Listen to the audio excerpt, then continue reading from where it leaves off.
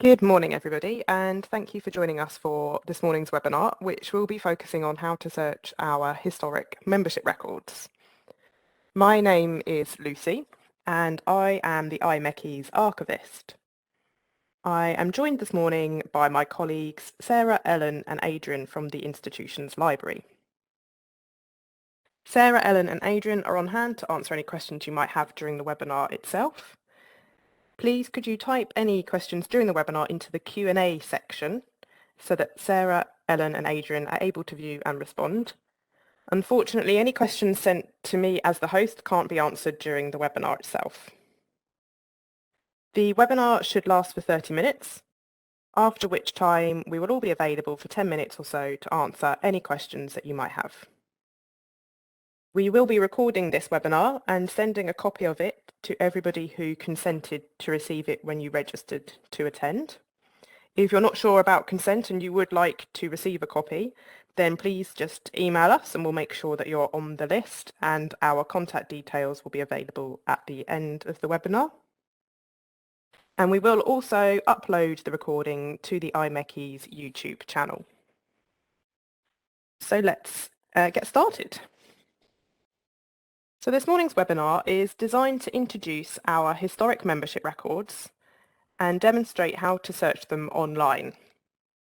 So we'll be looking at an introduction to the types of membership records that we hold in the institution's archive collections, where you can access them, a live demonstration of how to perform a search and interpret your search results, and an opportunity to ask questions at the end. Since 2013, we have made digitised versions of some of our membership records available online through the family history site Ancestry. Access to these records on Ancestry is free of charge to IMechE members. The records that are accessible online relate to those created between 1847 and 1938. There are restrictions to access to those created after 1938 in order to ensure that we comply with data protection legislation. The majority of the membership records within our collections relate to the Institution of Mechanical Engineers, but we do also hold a small collection of summary index cards that relate to the Institution of Locomotive Engineers, and membership files that relate to the Institution of Automobile Engineers. Our membership records are of course useful if you're researching into an individual, but they can also provide an insight into aspects of the history of mechanical engineering, such as changes in the training of mechanical engineers, as well as relationships between engineers and engineering firms. I'm going to introduce the different types of membership records that we hold before showing you them in a little bit more detail as part of the live demonstration. And I'm going to start with the records that relate to the Institution of Mechanical Engineers, as that is our largest record set. So there are two main sets of IMechE records which are available to view online. These are our membership registers and our membership proposal forms. The IMechE membership registers date from the foundation of the institution in 1847 and originally served an administrative function as a record of the current membership for purposes such as keeping up with membership subscriptions. The registers provide a summary of an individual's membership and are useful for quickly establishing the dates that an individual joined the institution and the dates of any transfers of membership class. The second set of IMechE records are membership proposal forms. Completing a proposal form to join the institution has been a process in place since the earliest days of the institution, and we have proposal forms that date between 1848 and 1938, which are available online. The amount of information that may be found on a membership proposal form varies depending on the date of the form. There were 6 different forms used between 1848 and 1938, with each including progressively more information. Generally though, you can expect to find biographical information about the individual who was applying for membership, including their name, date of birth and address, as well as information about their general and technical education, their apprenticeship, and their career up to the date the application was made. So we do also hold records that relate to members of the Institution of Locomotive Engineers, and we hold membership index cards for individuals who joined the Institution of Locomotive Engineers between 1915 and 1938. And these index cards provide a summary of an individual's membership, including the dates that they became a member and the date that they transferred membership classes. And finally, we hold membership files for individuals who joined the Institution of Automobile Engineers from 1905.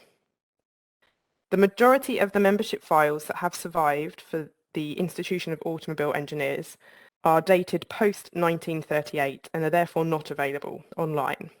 However, those that are online often contain correspondence between the institution and the member, as well as their proposal forms. So having briefly introduced the different record sets, I'm now going to move to the live demonstration, which will show you how to access the records which are online, and also the records themselves in a little bit more detail. And the way to access the records, I'm going to start from the IMechE homepage, and we're going to select the Library and Archive menu from the top menu options. And this will take you to the Library and Archive homepage. And if you scroll down the Library and Archive homepage past that search box, you'll come to 3 columns.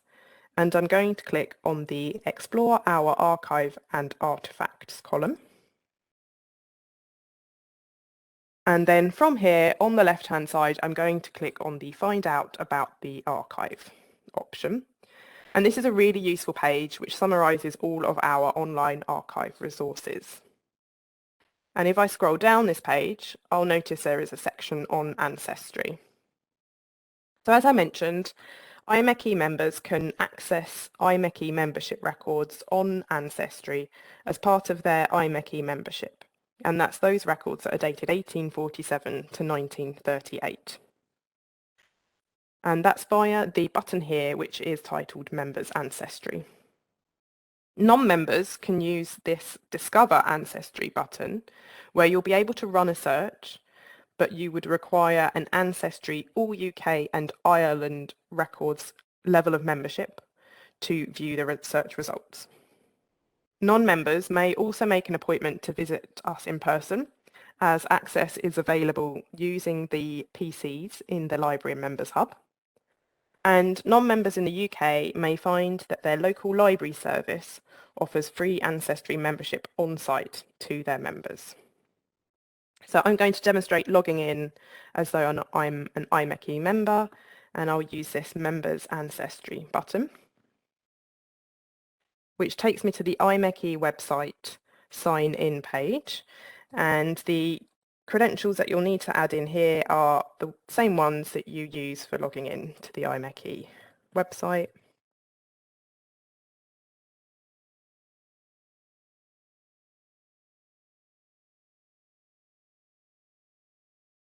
And you'll be taken to the IMechE collection homepage on Ancestry. On the right-hand side of this page, there is some contextual information about the records that are available. And then the main section of the page is this search box.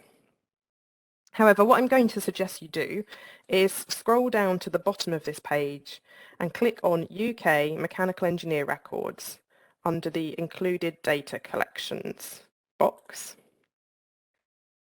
And this will take you to another search box, which I think is actually a slightly better search box. So all of the records on Ancestry have been indexed to make them searchable by typing in a name and or a date of birth. In most cases, a name should be sufficient. If you are searching by name, my advice would be to start precisely and search more broadly if no results are found. So I'm going to start with some examples from the IMechE records. And I should mention that IMechE membership proposal forms were filed by date rather than by individual. So if an individual made more than one application, which was often the case, an individual might apply as a student member, then a graduate member, then an associate member, and so on, there will be multiple results for them across the different years that their applications were made. And I'm going to search for Verena Holmes, who was the institution's first woman member, by popping in her first name and her last name. If you do have a middle name for an individual, you can add this here as well, and click on the search button, where I will be taken to a search results page. And this summarises some of the information from the results. So here, birth date, this column can be particularly useful as it allows you to confirm that an individual is the same person that you're interested in looking for if you do know their birth date. And the other really useful column here is this record type. And record type, you'll notice here that we've got three different results. We've got register, TypeScript with notes, and proposals. Register and proposals should be familiar from my earlier introduction. And the third, TypeScript with notes, is simply a TypeScript version of the proposal form. So quite often what would happen is the proposal forms would be received, they would be typed up, and that would have been the version that would have been given to a committee to agree membership. Very occasionally the TypeScript versions also include a handwritten note about the application.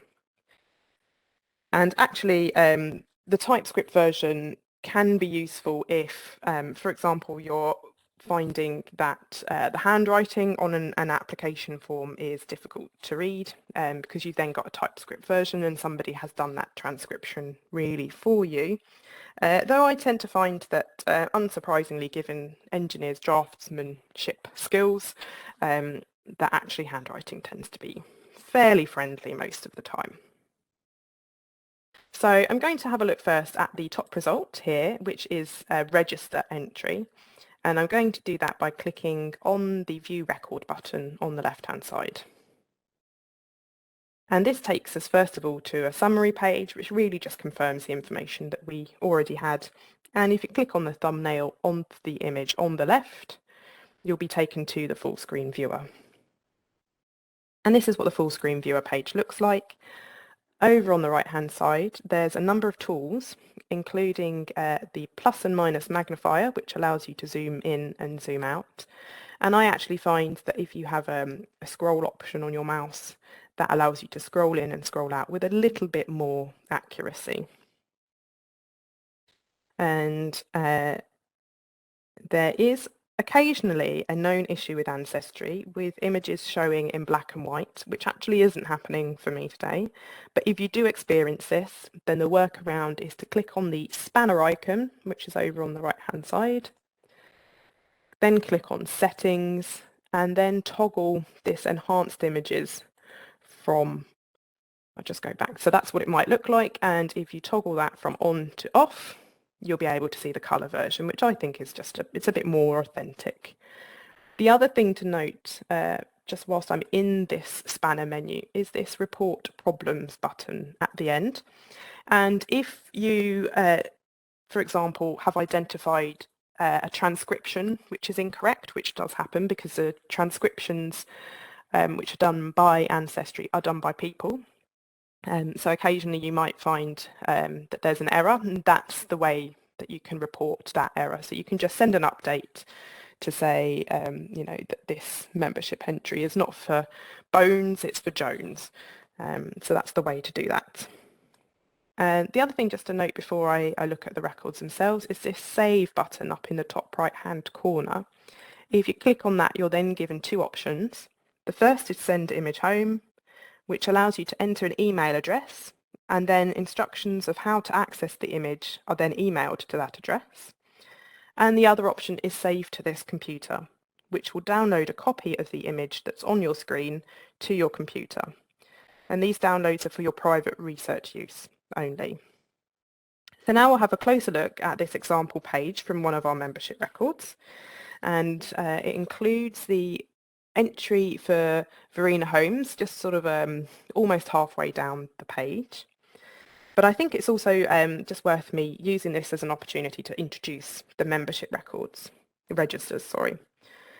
So first of all, they're recorded alphabetically and then chronologically within each letter of the alphabet.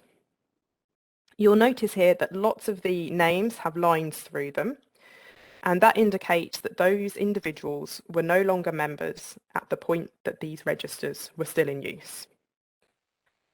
And then if we read from left to right, the information that the registers provide are an individual's name and address, and the address is occasionally a home address, but it is also occasionally a work address, so it can be useful information. Then you will see that there is the date of their election to the institution, and you can see here that there's a number of individuals with the same date, and that would have been the membership committee meeting would have met on that date and would have ratified a number of applications at the same time. You can then see the individuals who proposed and seconded a membership, and this is a really useful way of seeing relationships between engineers. You know, who were the individuals who proposed a member for membership? Was it a boss, somebody that they worked with, a lecturer, for example? You can then see the class that an individual was elected to, and you can see here with this third individual down that you can see that the transfers in membership class have also been recorded here. So we've got student, graduate, associate member. You've then got a date of birth. The amount of detail here does vary. Sometimes you might just get a year, sometimes, as for example here, there's just 1885, or you might get the full date of birth. And then finally, there's the remarks column, which generally refers to a little bit more detail of an individual's membership.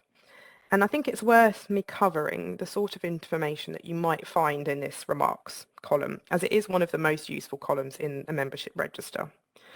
So, for example, it might, as hopefully you can see my little hand waving around, it might record the death of a member.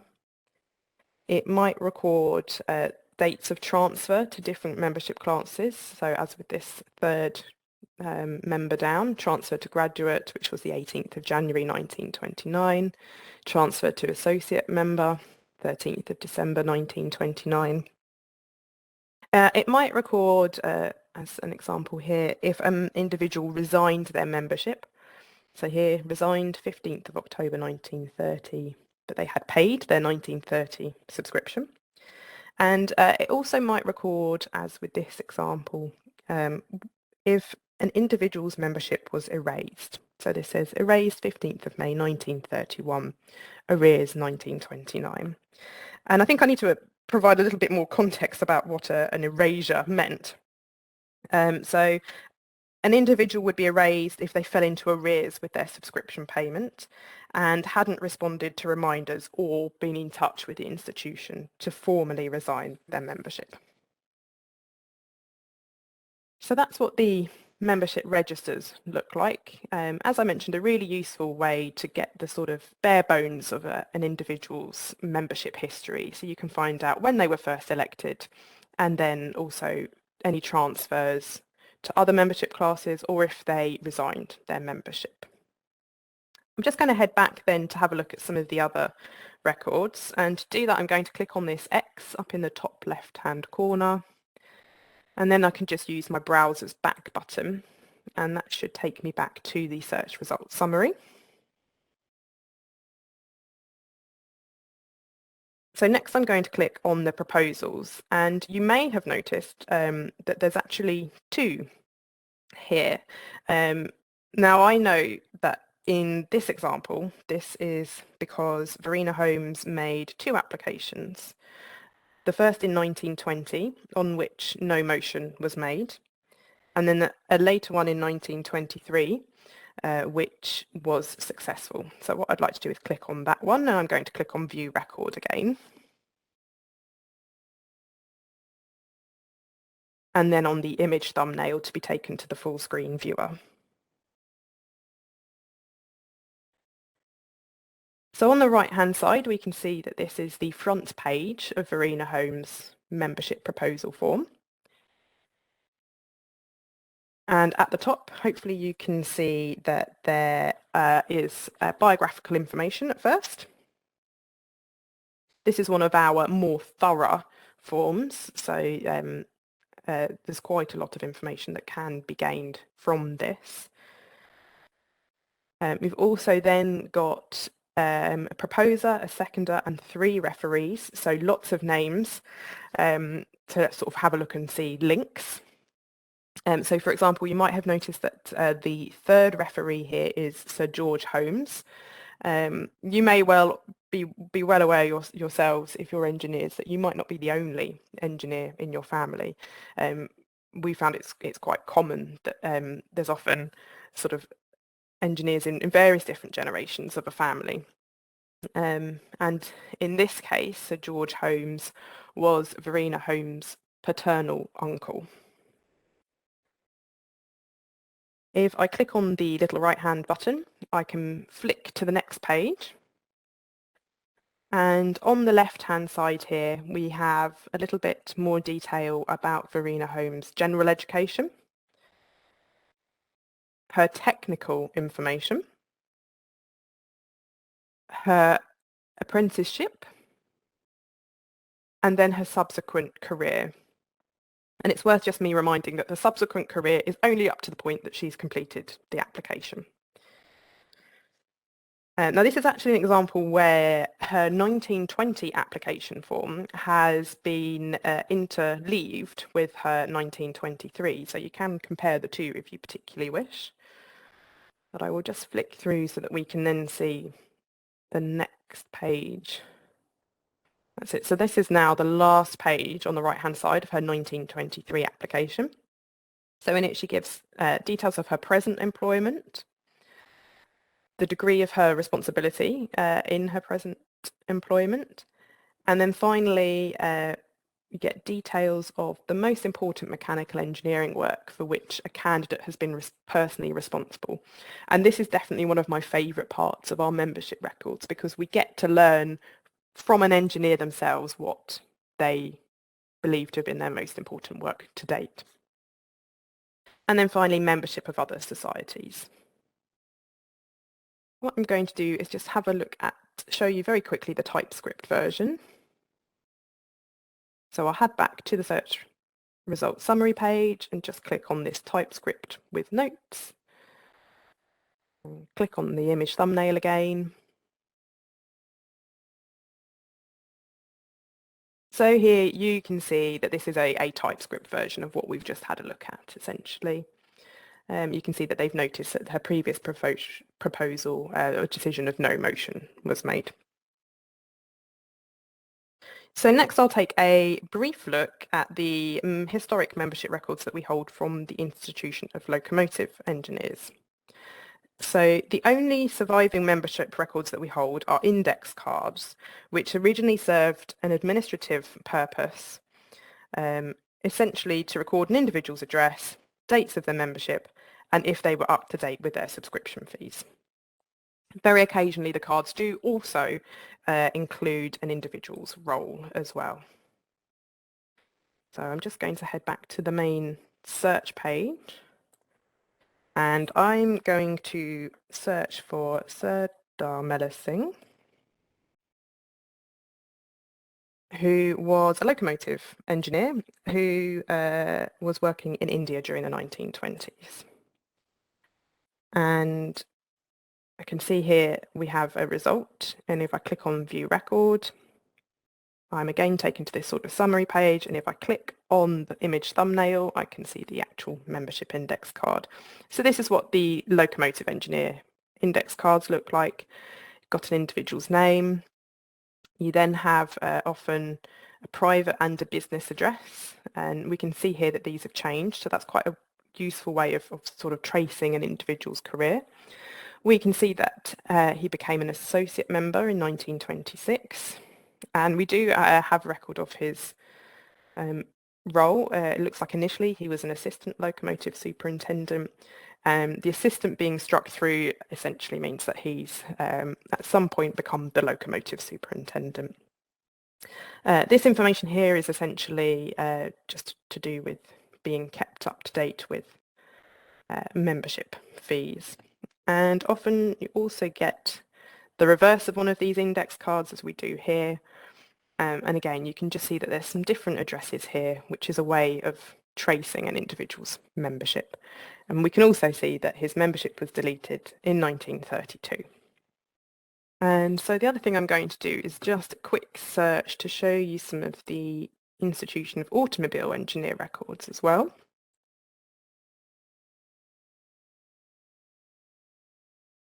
And I'm going to search for Thomas Alfred Blanche, who was an automobile engineer based in London during the 1920s. And you can see here that Ancestry's come up with a couple of different options, and the one that we're interested in is this top one. So if I click on View Record, I should mention here that the membership records from the Institution of Automobile Engineers are arranged as files that relate to an individual. So all applications made by an individual, any correspondence, is all in one file, rather than the mechanical engineer records, where you will get several different applications in several different places. So we can see here this is an application form for transfer from the grade of graduate. And they're not too dissimilar now to the mechanical engineer ones. Get some biographical information at the top, details of individuals who've proposed and seconded the membership application, and then similarly to the mechanical records, you get particulars of a career. And actually this is quite a good example, because you'll notice that the particulars of career starts off with, since admission to the institution I have been. So it's likely that we also within this file hold an earlier application form, which will provide a little bit more detail about his earlier career.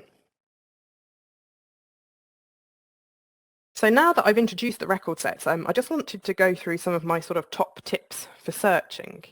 So I'm just going to bring up the right slide for that, because it can be useful just to have a few top tips on how to search. So my top tips are also always to start with a name. But when you're doing a search for a name, bearing in mind that sometimes there are mistranscriptions. So if you don't get a result, it's useful to maybe just try searching with a surname and not a first name, just to see whether or not maybe there's been a mistranscription, or vice versa. If you've got a first name, then you can remove a surname. That's a bit trickier, because you'll probably get lots of results of individuals with the same first name. But if you've got a first name and a second name, then definitely give that a go. Note which record set your results are from. So was an individual a mechanical, an automotive, or a locomotive member? And it's worth me just mentioning that sometimes they might have been more than a member of more than one. And I think finally, really, if in doubt, get in touch. So we're very happy to help. Have a look and see if we can uncover something that you've not been able to locate. And yeah, we'd be very, very happy indeed to help with that. So I just really wished to find out whether or not you had any questions for me.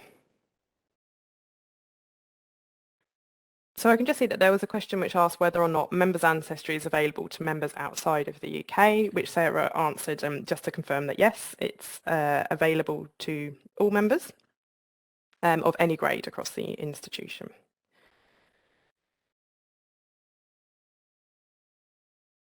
If you've got any other questions, then now would be the time to pop them into the Q&A box. and I can help you out with them now. If not, then what I will just do is I will pop a slide up on the screen now, which has got our contact telephone number and our email address on. So hopefully this might have inspired you to go away and have a search and see what you can find. And if you do have any queries, then please feel free just to drop us an email or give us a telephone call. We'd be happy to help you out with any queries.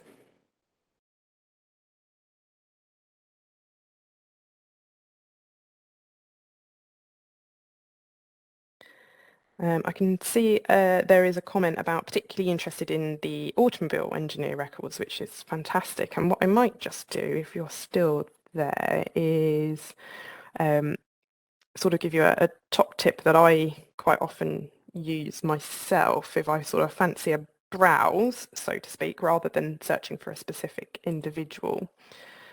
And if I just get back to the right page, there we go. So you'll notice that I was popping everything into this search box, but on the right hand side is a browse this collection option.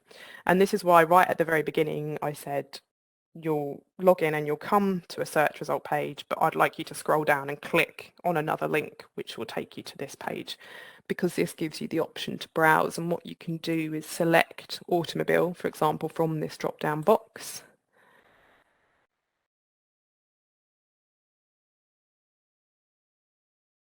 And eventually it might load for me.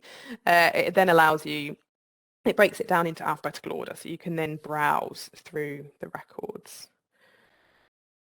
I've got a question to say, is the recording going to be available to us? Yes. So what I will do is essentially download the recording. We also then add captions to it, and then we'll email it to you and pop it up on our YouTube channel. So I would expect that probably by this time next week you should have received that email. And I think if there's no more questions at this stage, then I will probably draw things to a close. Thank you very much for bearing with the sound problems. I'm sorry if you heard some of it twice, but probably better some of it twice than not having any of it at all. And enjoy the rest of your days and weekend. And thank you very much for joining us. And please do be in touch, and I will be sending the copy round to you in about a week or so's time.